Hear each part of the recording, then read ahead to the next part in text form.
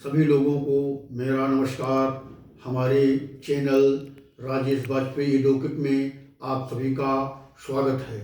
आज हम बात करते हैं कि यदि हम यात्रा करते हैं और टिकट किसी एक विशेष कोच का करा रखा है, लेकिन उस कोच में सीट उपलब्ध न होने के कारण मुझे किसी अन्य कोच में यात्रा करनी पड़ती है, तो जो टिकट में जो पैसा दिया गया है उसका अंतर किस तरह से रिफंड प्राप्त कर सकें, इसके लिए रेल अधिनियम 1989 के सेक्शन 51 सब सेक्शन 2 में और Indian railway commercial manual volume first के रूल 213 में बताया गया है। If a passenger holding a higher class ticket is made to the travel in a lower class due to non-availability of accommodation, he is entitled to refund the difference in fares between the class of traveled booked and the class actually traveled। इसके लिए क्या करना होता है, इसका process मैं बताता हूँ कि यदि यात्रा के दौरान मुझे सीट उपलब्ध नहीं है, मान लिया हम थर्ड एसी में हमारा टिकट बुक है और उसमें सीट न उपलब्ध होने के कारण मुझे जनरल कोच में यात्रा करनी पड़ती है, और यात्रा समाप्त होने के बाद हम किस तरह से जो इन दोनों टिकट के अंतर है वो किस तरह से प्राप्त करेंगे। इसके लिए दो मेथड हैं।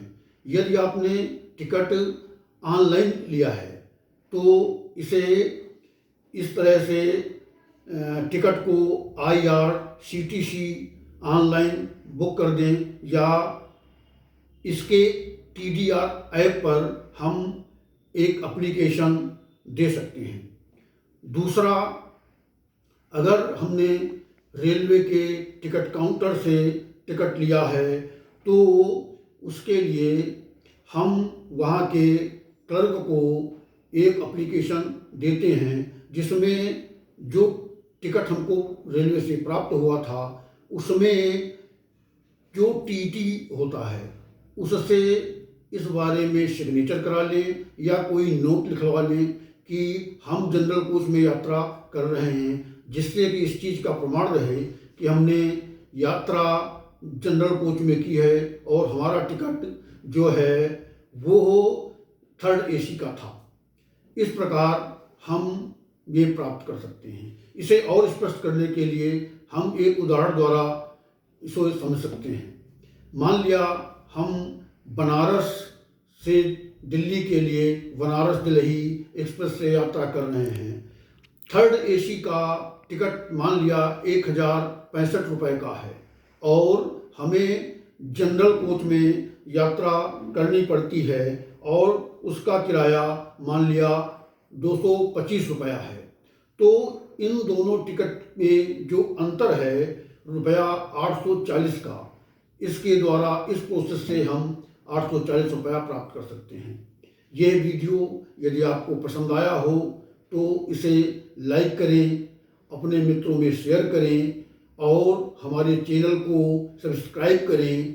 और यदि तुरंत इस रेलवे के वीडियो को और देखना है तो हमारे इस चैनल के आइकन बटन को दबाएं। धन्यवाद। यदि आपको रेलवे के नियम से संबंधित कोई और वीडियो देखना है तो आप कमेंट बॉक्स में लिखें। धन्यवाद।